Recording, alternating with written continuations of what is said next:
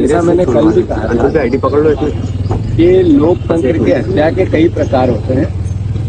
उसमें एक प्रकार होता है कि पॉलिटिकल वेंडेटा के रूप में विपक्ष के कार्यकर्ताओं को डराना, धमकाना, प्रशासन से अलग अलग तरीके से यातनाएं देना, विपक्ष के नेताओं को बदनाम करना और लगातार अपने पापों को छुपाना।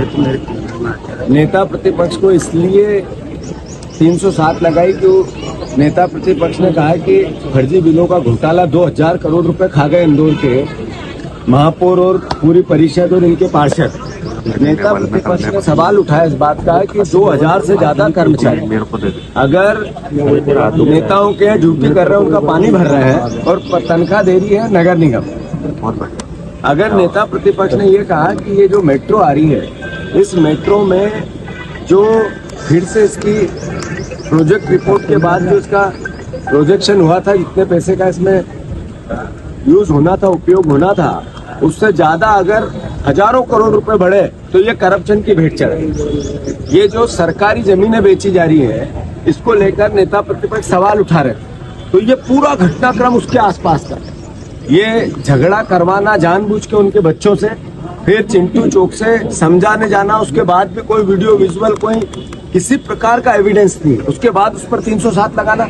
ये ने इंदौर वासियों, आप देखो कि आपके पैसे की चोरी भारतीय जनता पार्टी संगठित अपराध के रूप में चोरी कर रही है, और अगर उसकी आवाज को उठा रहा है तो नेता प्रतिपक्ष की ड्यूटी है, दायित्व है, कांग्रेस जन का दायित्व है, तो उसको 307 नकली असली लगा के जेल भेजा जा रहा है।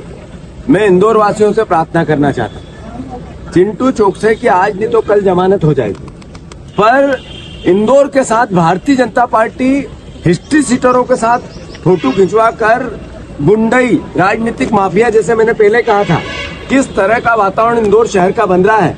ये इंदौर की जो आन बान शान या इसका जो सम्मान है, माँ अहिल्या की नगरी का अपना जो संस्कार है, उसकी हत्या हो रही है। और मैं मानता हूँ कांग्रेस जन का दायित्व है, पर नागरिकों को जागने का भी दायित्व है। आपने जो मत दिया, उसका मद इतना भयंकर है कि कोई किसी को कुछ नहीं समझ रहा है। तो मैं फिर से आप इंदौर की जनता से प्रार्थना करता हूं, अपील करता हूं कि इनके चेहरे को पहचानो। हम तो लीगल लड़ाई भी लड़ेंगे, कानूनी भी लड़ेंगे, पॉलिटिकल भी लड़ेंगे, अपना दायित्व भी निभाएंगे, पर आप लोगों को भी जागना पड़ेगा, इंदौर वासियों को भी जागना पड़ेगा। अगर नहीं जागोगे तो आज चिंटू का नंबर आया है, कल किसी रूप में वो हर व्यक्ति जो इनके खिलाफ जाएगा उसको भी इसी तरीके से यातनाएं देंगे।